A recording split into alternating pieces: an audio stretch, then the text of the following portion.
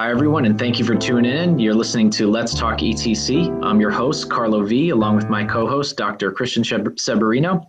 I want to thank the ETC devs, investors, miners, users, and other community members for another great week. Those of you who are watching on YouTube or listening on the podcast, the ETC newsletter will be in the description below on the YouTube channel, which is Dr. Christian Severino's YouTube channel. So the main focus for today's show is the ETC development and specification formal verification community. We've got a really great guest with us tonight. He's really knowledgeable and he's got a lot of great insight into a whole bunch of stuff. Duncan has more than 15 years programming experience with Haskell. He's a well-known member of the Haskell community and he helps maintain several popular libraries and tools, including Cable and how do I say this, Duncan? Cabal and ByteString, yeah. ByteString. And he has several years experience in packaging the Haskell toolchain and took a leading role in establishing the Haskell platform. So it's pretty incredible that we have Duncan Coutts here with us, a PhD. Duncan, am I pronouncing your last name correctly? Duncan Coutts? That's right. Okay, so great to have you on here. And yeah, Thank you.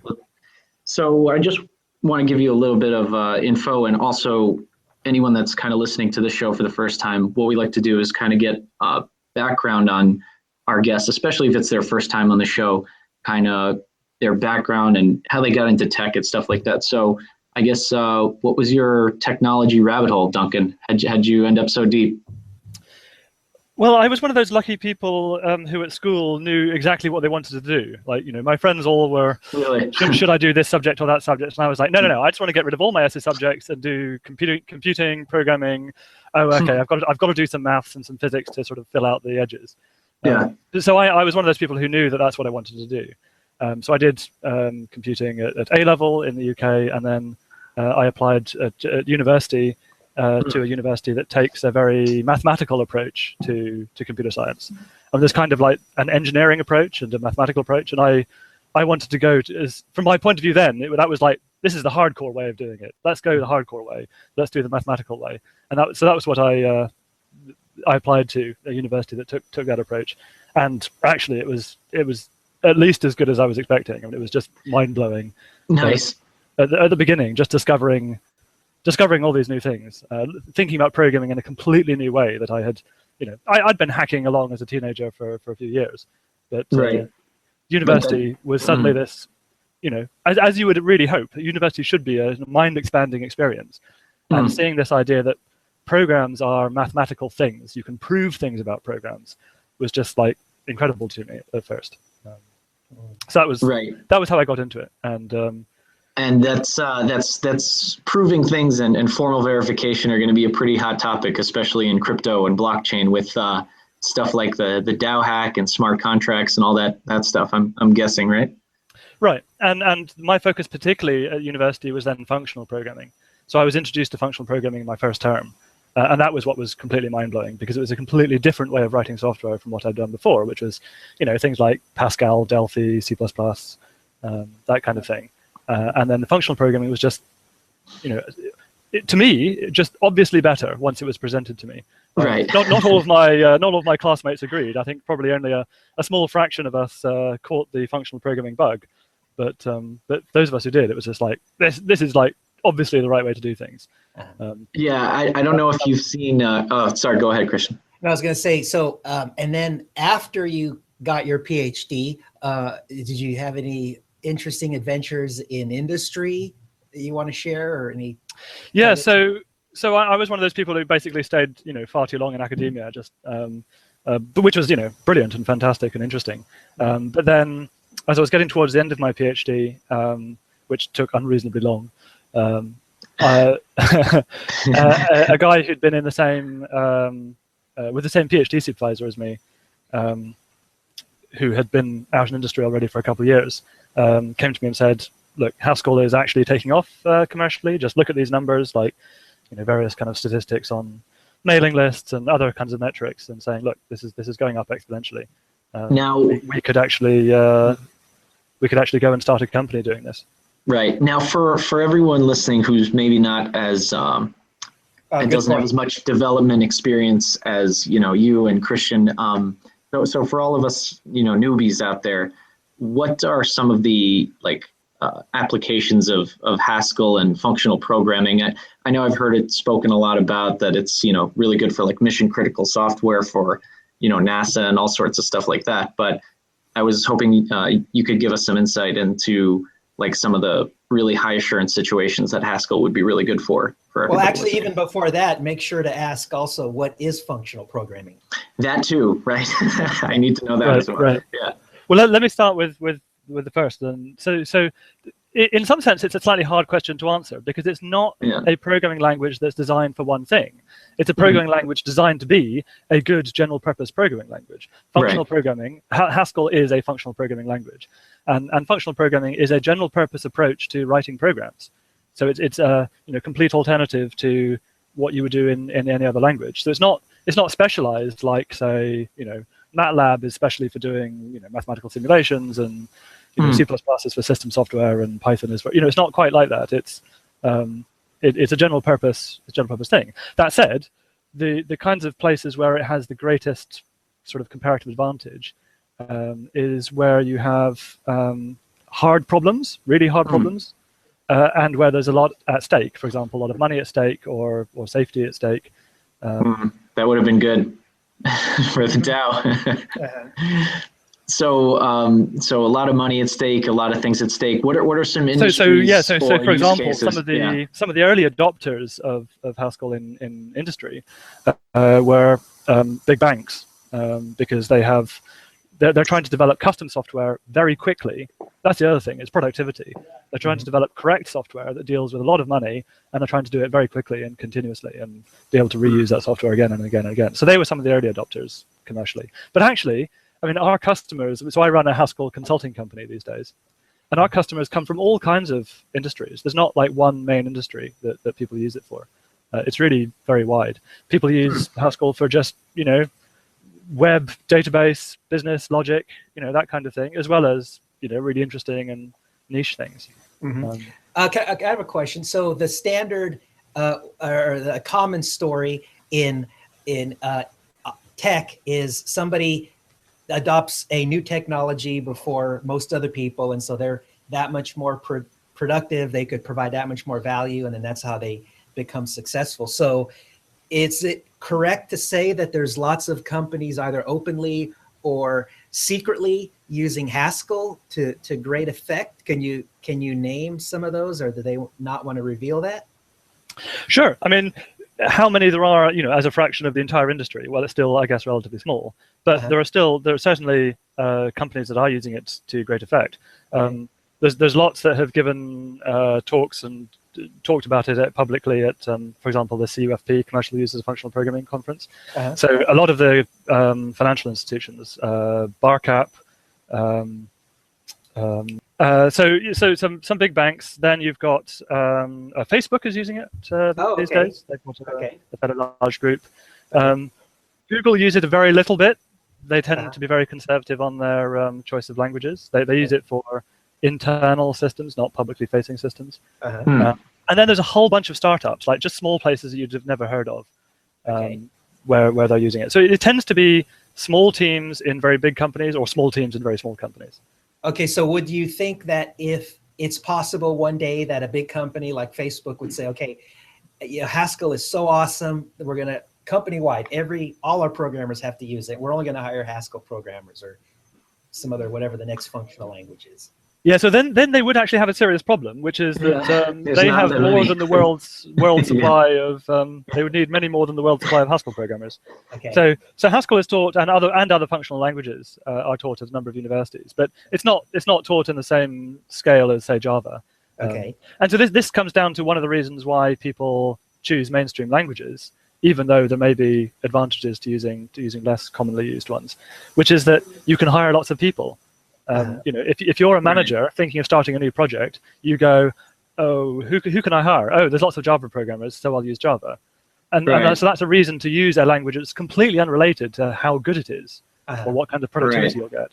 Just like a function of the market, I guess. Right. It's a self-reinforcing thing. And because, what are people going to learn? They're going to learn languages that will get them a job.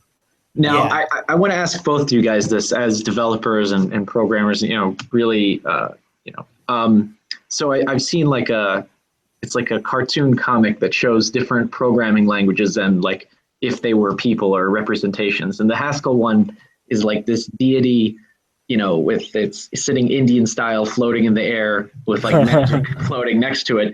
And then they show Java, and it's like this mutated mutant thing that like looks like the Java the Hutt, but more deformed. And it says like, I'm technically functional or something. How true or not true is that?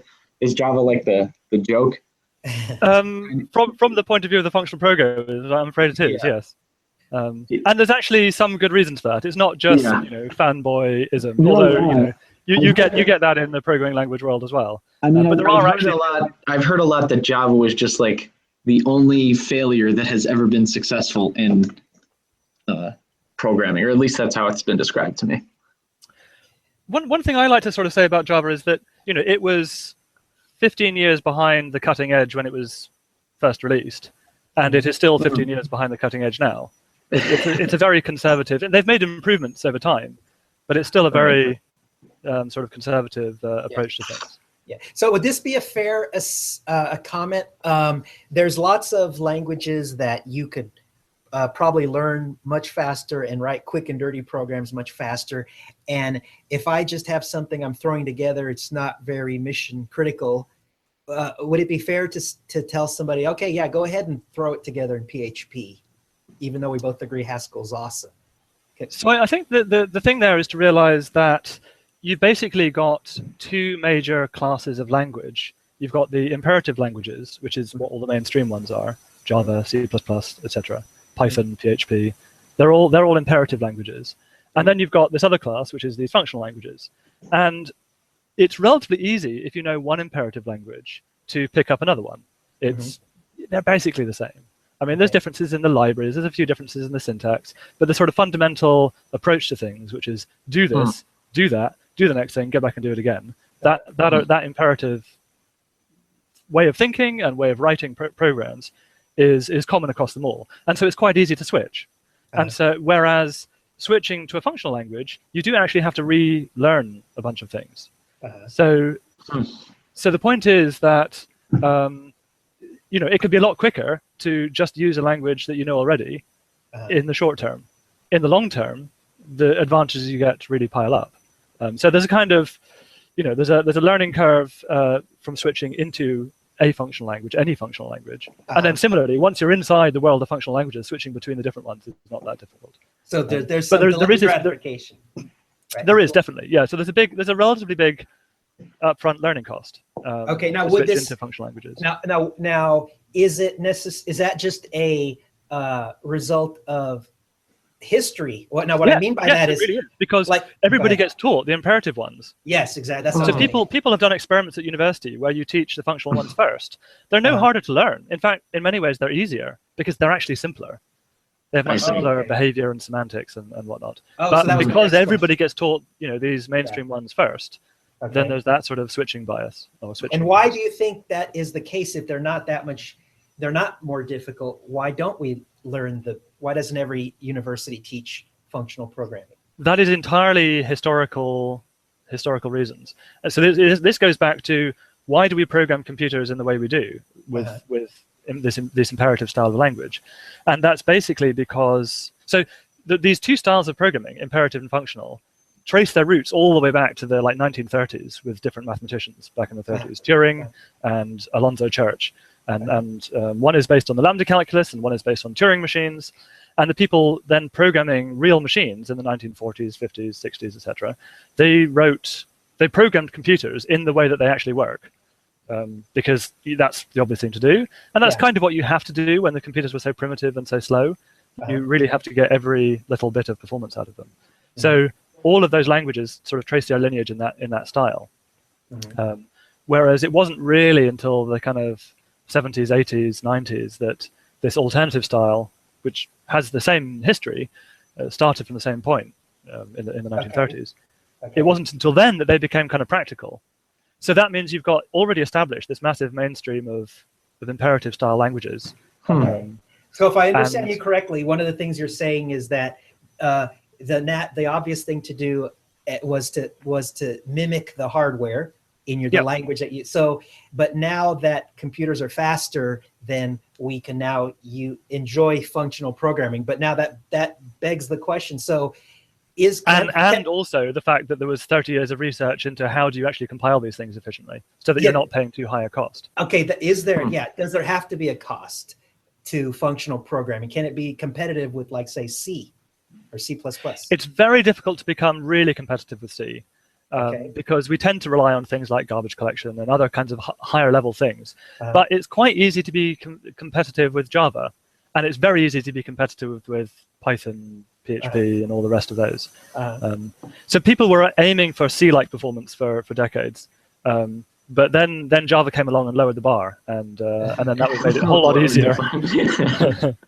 Now, I don't know if Haskellers do this, but when I used to evangelize Python, that was my favorite language. It still is.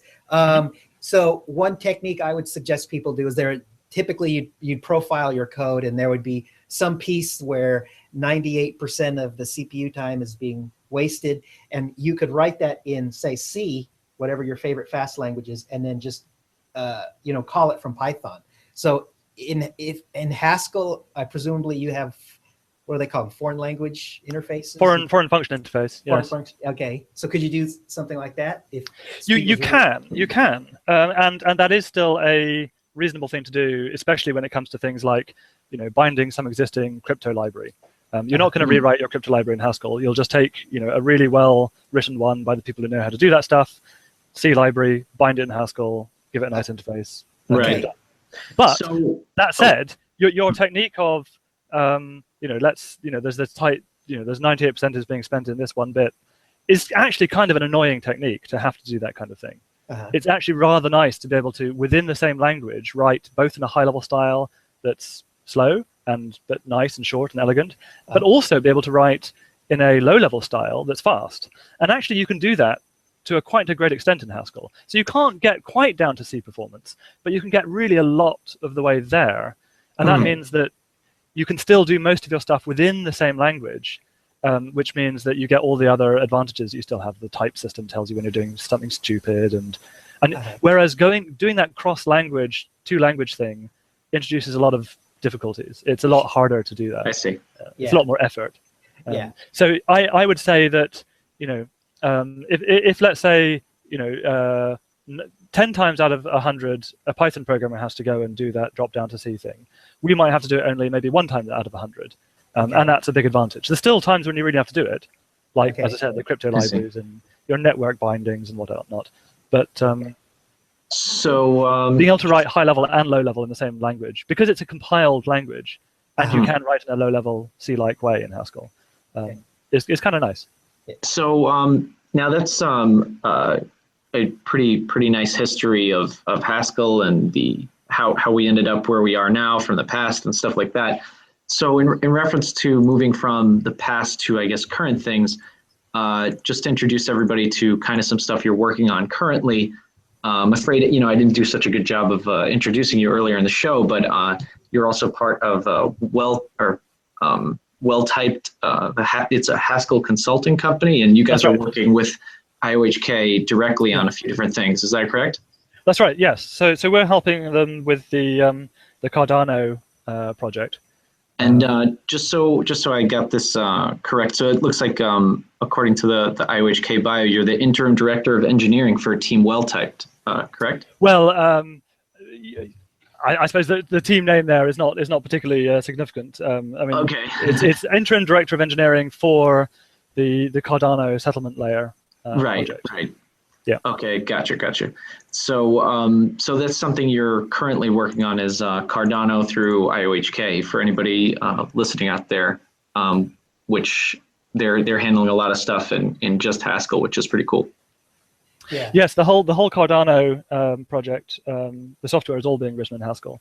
IOHK are also working on a Ethereum Classic client, which is being implemented in Scala, which is another functional language. Functional programming. Yeah, just so anybody listening there from the ETC community, you guys can kind of tie this all together. We have the Scala client, which is functional programming. And then also we have Dr. Duncan, Dr. Coutts, who's working with the team well-typed, or and they're working. Well, there's a whole bunch of teams, I guess. Yeah, there's a lot of teams, yes, which is the Cardano SL layer, which is written in Haskell, which is another functional programming language. So there's a whole bunch of functional programming stuff going on with IOHK right now.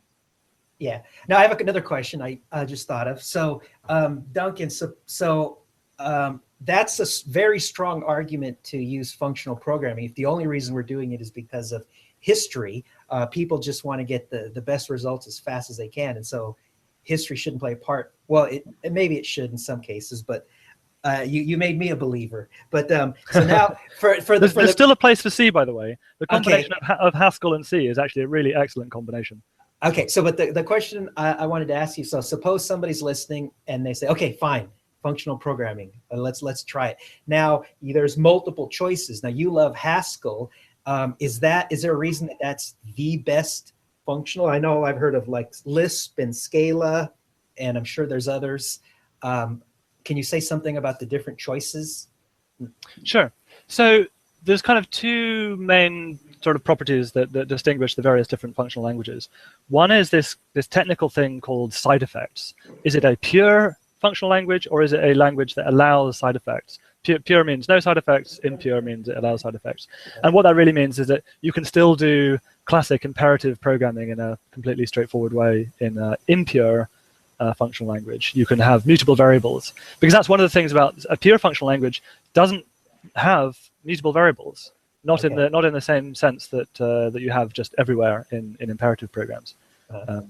So that's one important distinction, and we can go into more detail if you like on what does that mean technically, and why is purity a good thing. Yes, would you? Yeah, if you please. Yeah. I will, and then the other axis is like kind of what platform does it work with?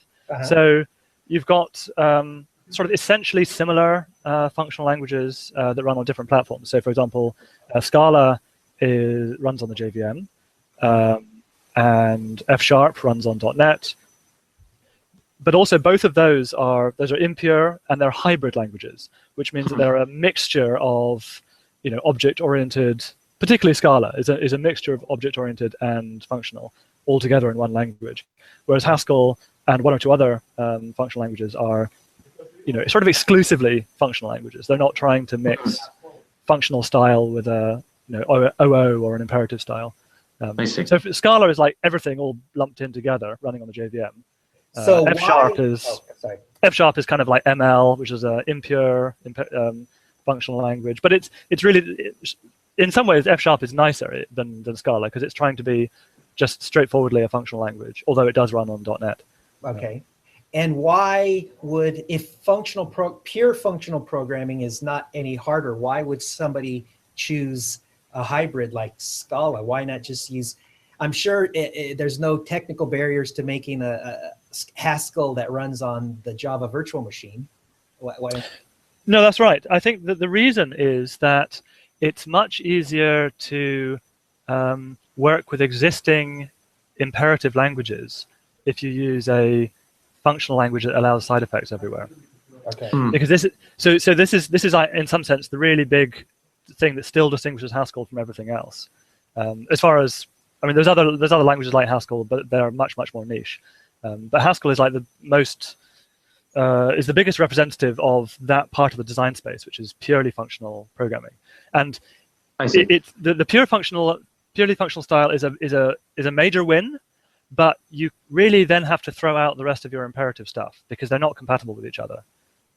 Whereas in Scala and F# and there's a kind of Lisp-like language on the JVM as well, they still allow you to have all this imperative stuff, which then makes it easier to integrate with all the imperative stuff. But then you carry all of the imperative baggage with you. So it's kind of like, you can get so far with making imperative languages more functional or tacking functional program onto imperative platforms.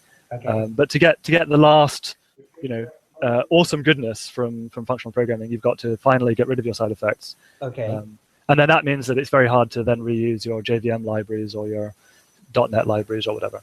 So what you're saying then is libraries is what would make somebody decide to use Scala versus going all the way to Haskell. Exactly. Okay. Yeah. So in Scala and F#, it's without too much pain, you can import your imperative .NET libraries and JVM libraries which are written in the other languages. Sorry, guys. For someone who's a complete noob, it kind of sounds like what you're saying is that the Haskell App Store is not as big as the whatever App Store. Is that correct? Yeah, that's true. So Hackage has, I don't know, these days about 5,000 maybe libraries on it, which is, if you compare that with the Node.js, equivalent, that's obviously a tiny fraction. But on the other hand, that's still a lot of stuff. There's a lot of off-the-shelf functionality you can get at. But that's true. That is in some sense a trade-off, and that's because we're a smaller community. Okay. Yeah. Now, before we get into, because I also wanted to switch gears eventually and talk about provably correct programs. But before we do that, can you address what you touched on before about, so why would you want the purity of Haskell of having no side effects instead of a hybrid? Right. So, okay, so purely functional languages. Okay, there's two ways to look at it. One is that it's a nicer model that's closer to mathematics, and being closer to mathematics gets you a whole lot of stuff. If you think about a mathematical function, it is pure in the sense that if you give it the same inputs, it gives you the same outputs every time. It doesn't one day give you this output and another day give you that other output. It's always the same. And so that kind of mathematical approach makes it much easier to reason about your programs. It makes them much more modular. There's not these hidden interactions. And another way to look at it is that shared mutable state is one of the greatest source of bugs in existing systems. Okay. And if you eliminate that shared mutable state, your systems make interactions more explicit, make the plumbing, where this value flows in and that value flows out, rather than them just sort of hiddenly in the background sharing some piece of mutable data. That eliminates a whole class of bugs and makes your programs much easier to work with, much easier to reason about, and much more modular and composable. So it's almost like the difference between 2 + 2 = 4 and an ambiguous sentence that you could take to mean, at least if you were to bring it to complete two opposite sides of the spectrum. Is that right? Yeah, I guess so. I mean, in principle, you can reason mathematically. You can reason mathematically about imperative programs, but it's a whole lot harder. And it's much more easy to accidentally entangle things. Functional programming makes everything much more explicit, easier to reason about. And then there's all kinds of things that you can enforce if you don't have this kind of escape hatch of shared mutable state. If all of your functions can just read from the disk and write to the network and launch your missiles and that kind of thing, without you being able to see that from the external interface, there's all kinds of nasty things you can do. And that makes it harder to integrate systems and compose things together. Whereas in a functional language, in a purely functional language, all of these kinds of interactions are explicit in the interface, and then you can tell by the fact that the interfaces match up or don't match up whether you've done things correctly or not. I see. And so then there's all kinds of properties that you can enforce with a strong type system and pure functions, which you simply can't enforce properly. You can only enforce them by convention, whereas you can enforce them properly. The compiler will tell you can't do that. You can enforce it if you've got pure functions. Do you think and a strong type system? These two things. Sorry. Do you think that the DAO hack would have been a lot less likely if it was written in something like Haskell or another functional programming language? You need the combination of two things. You need to. It's sensible to use a language like this, but it's also you have to follow the right development approach. Right. Which means thinking about specifications. It means thinking about semantics. It means trying to think, how would I prove, what is the property that I want? What is the security property that I want? How would I prove it? Even if you don't actually prove it, thinking about how could I prove it? How would I prove it? Or what is the rational argument for why this thing is secure? You have to take a development approach which starts with those kinds of questions to be able to even possibly come out with an outcome that will be secure, or that will have the behavior that has some kind of assurance that it has the behavior that you want. Now, what do you? I had one last question about different languages. So the 800-pound gorilla from history in this space is Lisp, and when people talk about Lisp, the Lisp Enlightenment experience, and when I first saw Scheme and Lisp, I just thought it was so unspeakably beautiful, just how elegant and how powerful you could make a language with such simple syntax. And I was just curious, you want to make a comment about Lisp? Because Sure. That would be a cool. And by the way, for people listening, Ethereum actually has already something that is like Lisp. It's called LLL. So like the Serpent language compiles down the abstract syntax tree is basically a Lisp, and then that gets converted to machine code. So if people wanted to, they could use that today. But I always thought Lisp was really cool, and that was what kept me from jumping into Haskell but Lisp is already so cool. So Lisp is like the first mainstream functional language. So in many ways, that makes it awesome. But the interesting thing is that there was, another 30 years of research after Lisp, and that is also has a lot of value. And there are things we learned in that 30 years. A lot of things that we learned in that 30 years. So yeah, Lisp is great, and it has a lot of the elements of functional programming. Many of the core elements of functional programming, and it's perfectly good. But you can go even further, and you can do even better. So if you're already starting with Lisp, I'm not going to criticize you if you're already starting with Lisp. You're already 80% of the way there. Okay. From my point of view. You can throw the major advancements after Lisp, I guess, or the distinctions between Lisp and Haskell is the type system and this purely functional idea.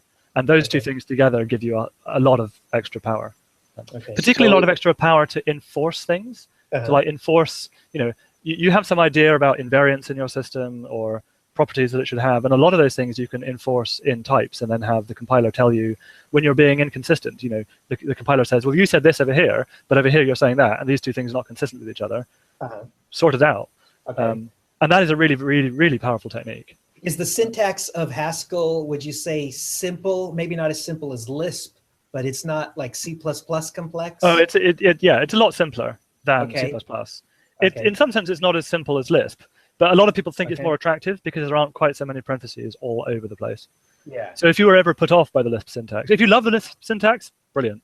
But if you were ever put off by parentheses all over the place, brackets, then Haskell is a functional language that doesn't have that kind of forest of parentheses. It sounds like you're saying that Lisp is good, but Haskell is better. That's what I got out of all that. That is what I'm saying. A Lisp person would say the other way around, but do it. But there's an opinion. Yeah. Okay. So why don't we switch now and talk about what a lot of people care about, which is how to save them money. And so apparently there's decades of research about making programs provably secure, or there's more evidence than you would normally have. Can you talk about that and again, keep in mind your audience probably has you're the first person that's exposing them to this whole field. Yeah, because I guess we did a nice kind of gone through the whole thing. We did some about the past, then we started talking about some stuff with the current, but I guess now we can transition into how all of this functional programming and Haskell and everything you're working on translates into the future of what we're all going to be doing and interacting with different programs and crypto and blockchain and stuff like that. Well put.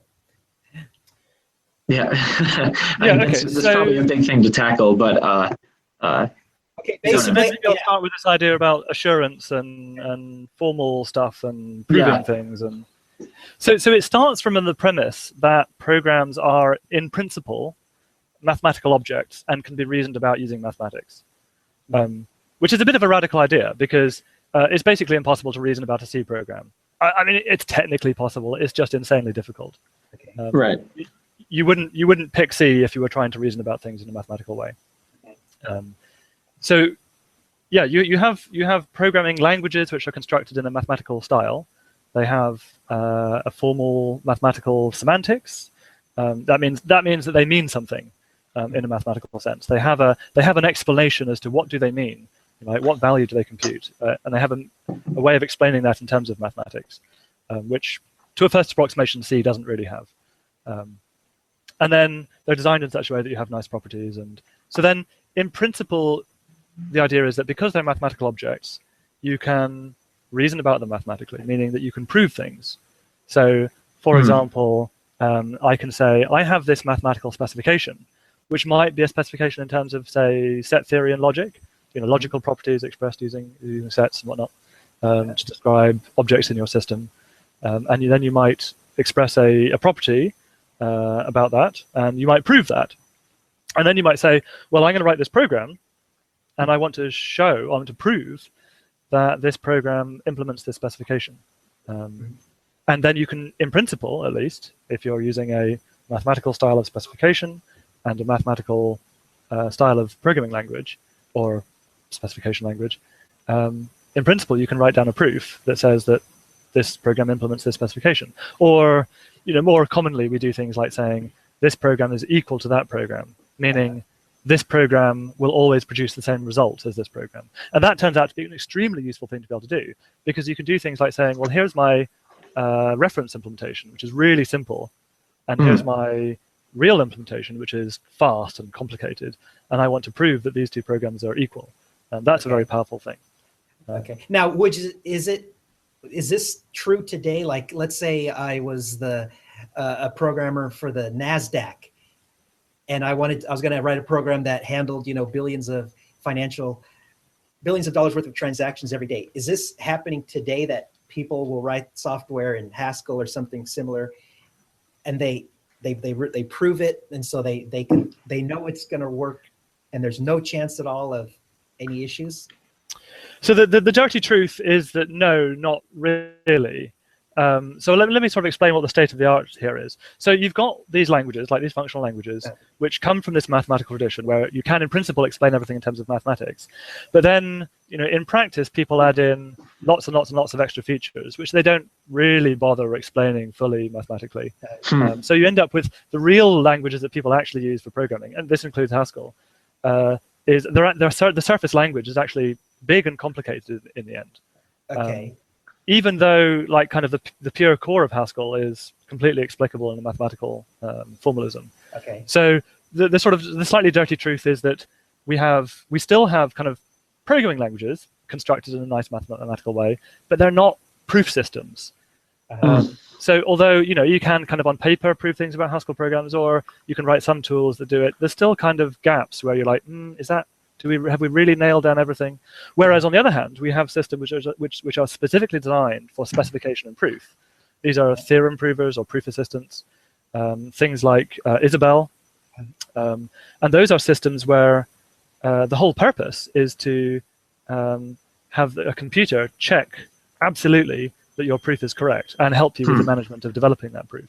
And so those kinds of systems can absolutely reason with 100% confidence about things, but those things are not quite programming languages, although they're very programming-like-ish. So at the moment, the sort of state of the art is that we have a slight gap between systems which are automatic and designed for proving things about programs or about specifications, and then we have programming languages which are a very similar style, but they just have so many extra features that they're not quite. We haven't quite nailed down everything. Do you think it's just a matter of time before the two will meet, and people can program and it'll automatically be proved to be correct, and we'll all live happily ever after? There's some interesting things going on at the moment which are that are looking at that gap between a real programming language that is constructed in this mathematical way and proper proof systems.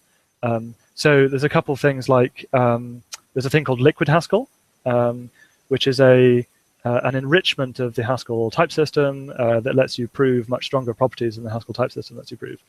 And that lets you automatically prove a lot of things. The system will do a lot of the proofs for you when they're boring and easy, large and boring and easy, and let you prove really tricky, complicated things when you have to do that. So that reasons about actual Haskell programs, not about some idealized something else. That works with real Haskell code. So I have a question that I think all the non-developers would like to know. These are the types of questions that we want to know about. It's the year 20XX. You've got no red lights or green lights, no lights, whatever. And there's autopilot, self-driving cars, and they just kind of go through traffic because they all sense GPS, all that types of stuff, whether it's drones or cars, whatever.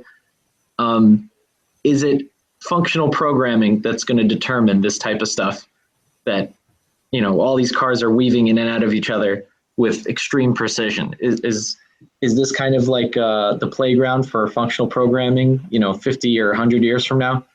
Where you can in principle, you certainly could use functional programming for that sort of thing, along with appropriate reasoning systems and proof systems, and because there's various safety properties that you want to prove there. Although that said, I mean, cars are a very difficult situation because you've got all these sensors with all this noise. It's hard to. There's only certain bits that you can really reason about mathematically there. I mean, there's some bits you have to just make approximations. So right. Let's assume that the input processing system does recognize that thing as another car. That part is a very hard thing to specify and reason about mathematically. But there's certainly parts of a system there that you could formalize, specify, prove. Yeah. Okay. I don't know about you guys, but I'd take my chances with a self-driving car and sensors than all the crazy people driving on the road now. Yeah. Well, that's true. You don't have to function to make it better than what it is. I mean, people talk about that they're worried about that they heard about a self-driving car having an accident. I'm like, that's after like 2 million miles. I know people that can't get 10,000 miles without an accident. Yeah. I'll take the car. Huh? Yeah. So I'll definitely take the car. Sorry to derail the dev talk, but that was the. Yeah. Okay. So wait. So just to be clear, so we're not at the stage where people listening could make a smart contract for a blockchain and then they can go find somebody to guarantee that it's going to work exactly as intended. So what? No, that is a lot easier. Yeah. Interestingly. Yeah. It turns out. So what I was saying was about like cars, programming languages for building big complicated systems, and Haskell is a thing that you can do for that. Whereas a contract language is a much smaller thing. So a contract language can be a much smaller, simpler language. It's special purpose, and you can construct such a language in a way that it has. It's really about it being simpler. I mean, if Haskell were much simpler, if we had stuck to the small little core of Haskell, then it would have been much easier to build tools that are able to reason about it in that sort of mathematical way. And with a contract language, that's exactly what you can do. So in principle, if we construct contract languages in the right way, we can either, there's sort of two approaches. One is to design the language so that it is less expressive. And that means that you can't do absolutely everything in that contract language, but it's a hell of a lot easier to reason about what you are doing. And then the other approach is to make a kind of general purpose language. It can still be a simple language, but it's still general purpose in the sense that it's Turing complete. Could you potentially reason that someone is not allowed to drain hundreds of millions of dollars from a contract? That would be a good way to reason. That would be a pretty good reasoning. Right, so that's a property that you would want to achieve. And then my point is there's two ways to do that. One is you use the general purpose language, and then you have to use like a proof system to prove that your contract does this or doesn't do that, certain safety properties or whatever it is you want to say about what your contract does. Or the other approach is to say, well, let's actually use a less expressive language where you can say fewer things, and then it's a lot easier to reason about what it does. Those kinds of languages are not Turing complete. That means you can't express absolutely everything in them, but they're even more special purpose, and so it's a lot easier to see what they're doing and to be able to say what they can and cannot do. I like it, and I think everybody listening likes that too, especially after what happened. But it sounds like what you're saying is as smart contracts get more and more complex, that they will run into issues. They won't have those guarantees only if they stick with these simple in the sandbox, the safe sandbox, right? I think it's a kind of one of these 80-20 things. You don't have to use a single language for all your contracts. You can use a simpler, safer language for 80% of your contracts, which are relatively standard. And even those systems are very expressive, actually. I mean, there's languages for contracts which can express basically all the kinds of financial contracts that you'd ever want to write. People have been writing systems using those for years now. And those are really nice and simple, but you can't express crazy, weird crypto protocols in them. And then for the 20% that are exotic or really exotic. I mean, I say exotic because people can do like, exotic financial contracts, and those are easy to express actually. You can express your CDOs and your futures and your options, and that stuff's all easy. But if you want to do something really weird, or really, what's something that involves a lot of computation. Yeah, what's something that's like really weird for those of us who don't know, which is me? Well, it's to do with what kinds of things you can express. It's like if you have to have communication between lots of people, or they need to do some non-standard crypto weirdness. They need to do some really interesting computation rather than just like who owes who what when. Right. Okay. So it's then you need general purpose computation, and that means you have to say a proper Turing complete language, and then you have a harder time reasoning about it. And that's because of the side effects, right? It's all your examples. It's not even the side effects. So all of the things that you think of as being programming languages are what we call Turing complete programming languages, which means that every possible thing that you can ever compute can be computed in all of those languages. Yes. Turing complete is the class of all things that can be computed, or languages that can compute all computable things. Whereas there are languages which are not Turing complete, and that's what I mean by some of these really interesting contract languages are. Here's an example. If you're familiar with SQL, you might say SQL is not a programming language, but we would say, well, actually, it is kind of a programming language. It's just not a Turing complete language. You can't express everything in it, but the things that you can express succinctly, and you can reason about them, which means you can optimize them. That's a kind of trade-off. If you compare C with SQL, SQL is not Turing complete. You can analyze it, you can optimize it. C is Turing complete. It's hard to reason about, it's hard to compile, but you can do everything with it. That's the kind of trade-off. Yeah. So from what isn't Haskell Turing complete? So then absolutely, Haskell's general purpose and Turing complete. So there's still differences within Turing complete languages. It's you can't just say, oh, because it's Turing complete you can do everything. I mean, PHP is Turing complete, but you wouldn't want to use it for anything. So from what I now understand, it kind of sounds like, with the 80-20, you were talking about all the things that are pretty simple to be able to do as far as contracts is concerned. Like you said, the simple stuff is like who owes who what and when. So that's an example of something simple, and things get more complicated. There's still a lot you can do with that. I mean, all your features, options, that's pretty much everything. Yeah. Right. You can express in that kind of who owes what when.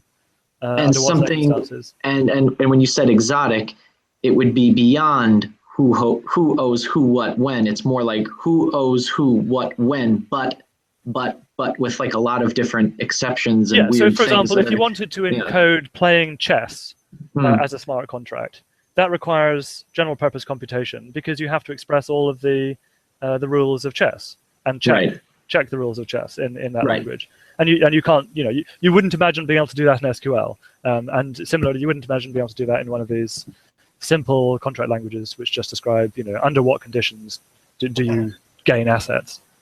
Okay. Who owes who what when, and then there's who owes who what when, but, and the more buts there are, the more complex it is, and the more exotic it is. That's right. Yeah. If you need to write complicated functions to be able to tell, when something is, true or not, you need general purpose computation in those situations. So bringing it back, but as I say, you can get remarkably far, and that's why it's a kind of 80-20 thing. Gotcha. Now, Duncan, what would you say to somebody listening that, let's say they want to make a blockchain-based bank? That's their startup dream.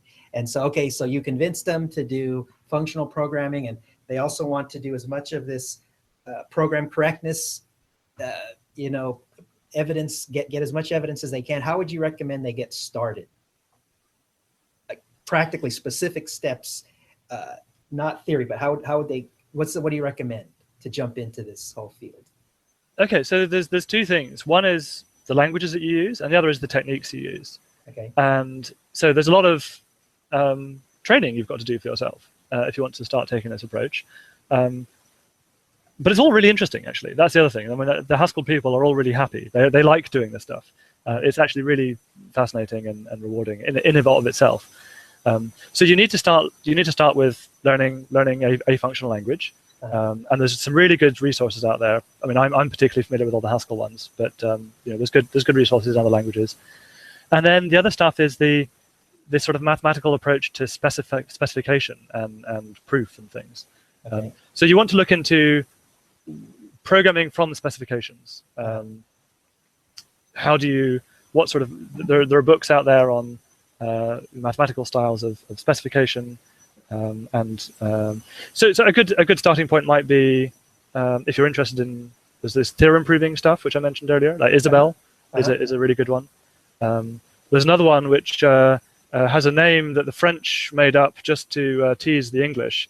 It's spelled C-O-Q, and so it's pronounced in English coq. And so they made that just to make us say that. The French laugh at us about that, which is nice. So that's another theorem proving system.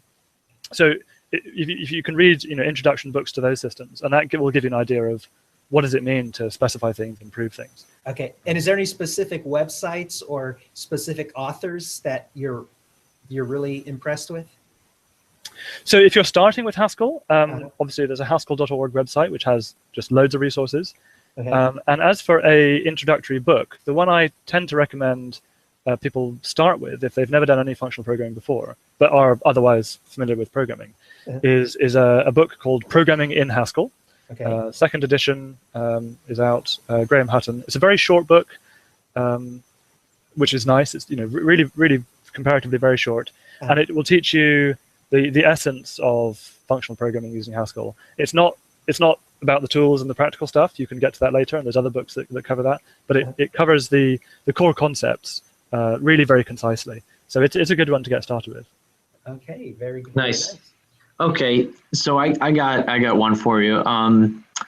Something I also like to talk about with some of the guests on the show is just technology in general. What do you see on the horizon? 20, 30 years down the road. What's your utopia, or conversely doomsday scenario? What kind of crazy stuff do you see as far as technology, in the distant future, but not too distant future? Well, I can tell you what I'd like to see. Yeah, that's good. That works too. I mean, I think functional programming is becoming more and more and more mainstream. You can see it in the new languages that are around and the functional stuff that's being incorporated into other mainstream languages. It's unclear. Give me some Jetson stuff. What do you see? Let's go. Okay, well, I think there's a long way that you could push things a long way with this formal stuff when the tools are right. Because we should be able to, we have the mathematical techniques, but we should be able to apply those with real programs that have all the real world complexity. And there are tools that are coming along at the moment, but I think you can see that going a lot further. There's a big area within the sort of functional programming Haskell world called dependent types. It's doing even more stuff with type systems, which in some ways is again about being able to prove more things with types, prove more properties about your programs with types, which helps you, which isn't even necessarily about proving the whole thing, just proving certain aspects about programs. Sure. In 30 years, are you visiting us in the United States, traveling by Hyperloop with using Haskell or high assurance software? Is that happening on the Elon Musk Hyperloop? Yeah, I don't know. There is still this difficulty, I think, in getting people to switch. I think it may well be that they end up converging a lot closer, but it may never be that the mainstream switches to pure functional programming. I suspect that the mainstream will converge on a sort of hybrid, imperative functional, because there are various practical reasons for that, you can get there incrementally, whereas this switch to purity, although it gains you so much, there is a big switching cost there, and so I'm not convinced that people that will ever become mainstream, but it could be for the like the dominant language like Java is now. Well, I'm not taking the but it could for but it could for high assurance stuff, I think.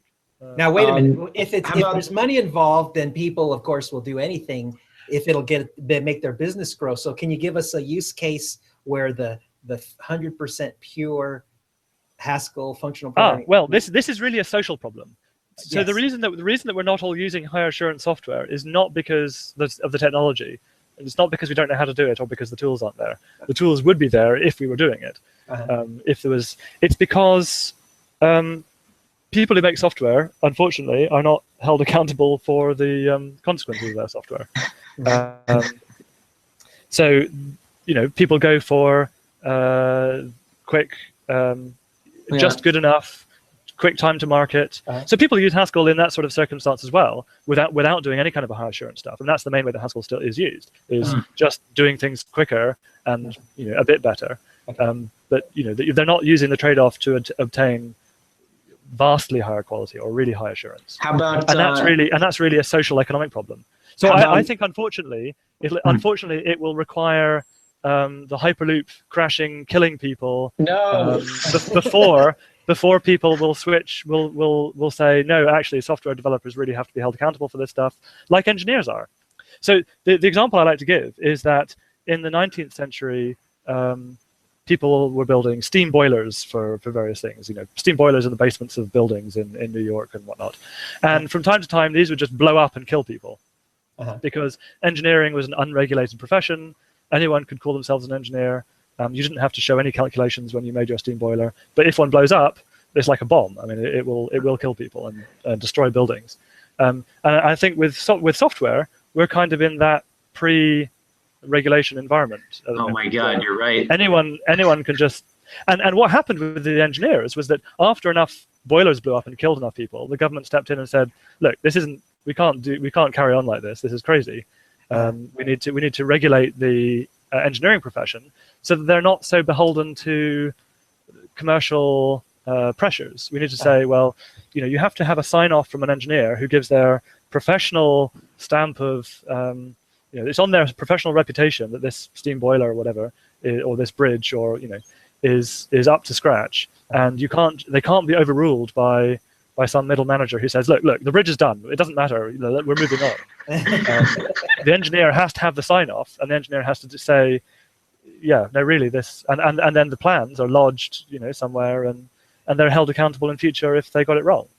Okay. And we're not in that environment yet. And if we ever get to that, high assurance software will be everywhere, and then the tools will be great because there'll be, all the money will be in it. I see. So how about in general? Besides the high assurance software, Hyperloop from UK to California, does it exist? 30 years. Well, you have a few problems about undersea volcanoes and mid-Atlantic bridges. New York to L, or from the North UK to South UK. Is it there? It's taking us like 30 years to build a high-speed rail from London to Birmingham. Oh. So we'll go with a no on that one. I think China might do it before we do. There you go. Okay. That's true. How about so we got the Jetsons stuff from you.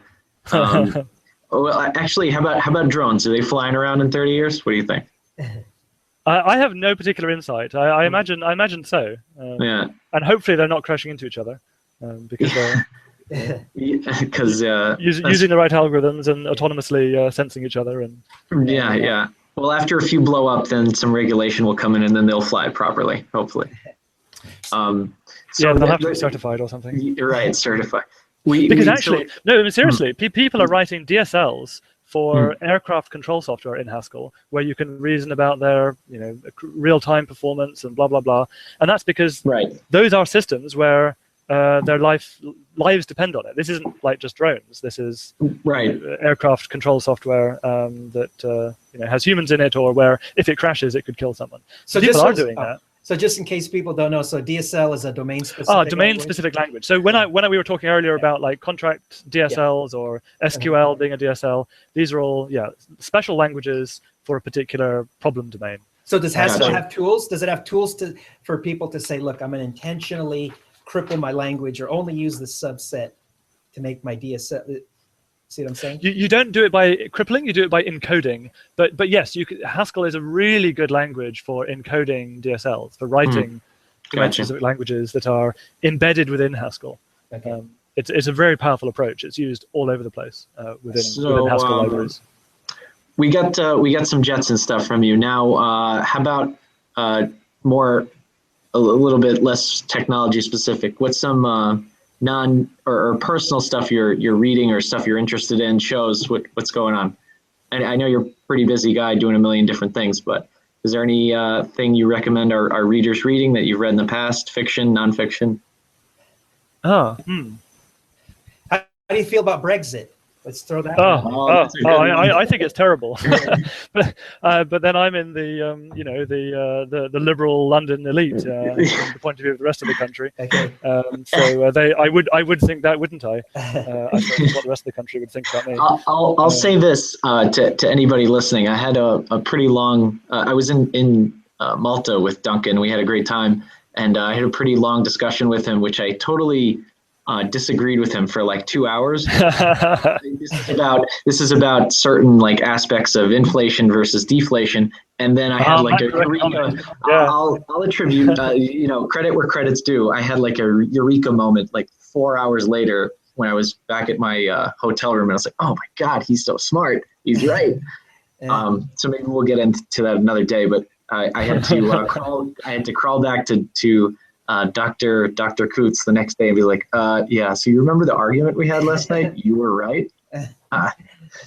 So it was some interesting stuff, and maybe we'll get a chance to talk about actually, it. It's a fascinating thing coming into this community, because I come from like the sort of functional programming community, and so this community, I see it as it's another little community in a similar way, but they have interesting different views, and politically, there's a lot. Libertarianism is really big within the cryptocurrency world, which is to me, fascinating. And so, going to Malta and going to this crypto finance conference and meeting all these people was actually really interesting to sort of talk about all that stuff. And I was doing a little bit of baiting, I suppose. Being contrary and putting the opposite view. It was good. It was good. It was good. It was really interesting, and to just sort of pull out some of the interesting arguments there. I definitely like to have you on again so we could talk more about the one discussion we had about inflation and deflation versus GDP and setting the currency to a certain rate. It was pretty involved, and I'm sure you can say I should point out that I'm only like an armchair macroeconomist. I mean, you probably ought to talk to a real macroeconomist. That was some good armchairing. I'll tell you, that was really good. It was better armchairing than I've ever done. So have we covered most of what people do you think need to hear that are new to functional programming and secure smart contracts? Did I miss anything, or is anything else you want to say, Duncan? That covers quite a lot. I mean, we could talk a little bit about what IOHK is doing with this stuff.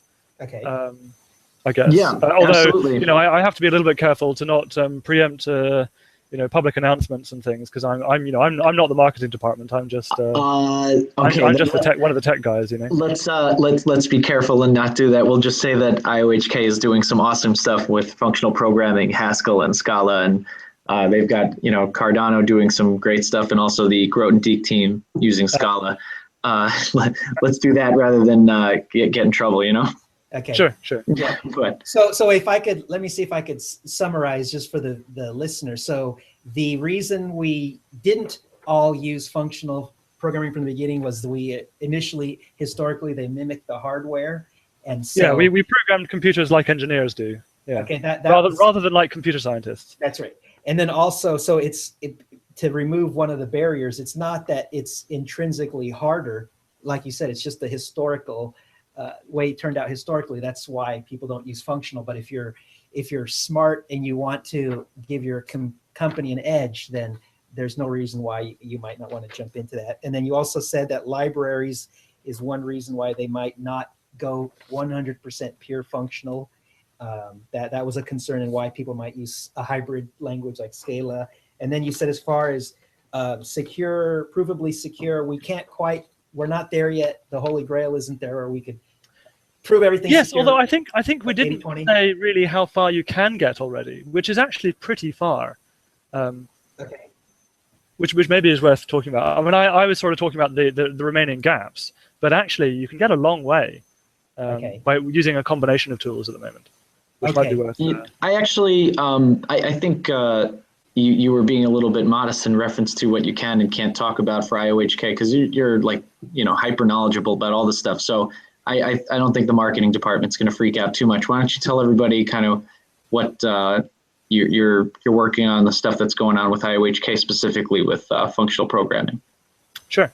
So the thing that's really interesting to me, just like coming into Help IOHK, is that they have the ambition to do high assurance software, which actually is very rare. I mean, I said, people typically take this sort of commercial approach of just build it as quickly as possible. And so, although I was trained at university with all this sort of formal stuff, actually, most of my customers have never asked us to do that kind of thing. And so this has been what's really nice, actually, about working with IOHK, is that they have this ambition to, and so we're starting on the road to producing higher assurance software. I should be clear that we're not going to achieve the kind of pinnacle of absolute proofs of everything, but it ought to be, if we're going the direction we're going, a hell of a lot higher assurance than anything else out there in the cryptocurrency space at the moment. So for people like me, the non developers of the world, it kind of sounds like everybody else are the engineers blowing up the what was it in the basements, the steam boilers. Yeah, everyone else is like the engineers blowing up the steam boilers in the basements, and IOHK is doing the more modern engineering techniques with people signing off on all sorts of important stuff, right?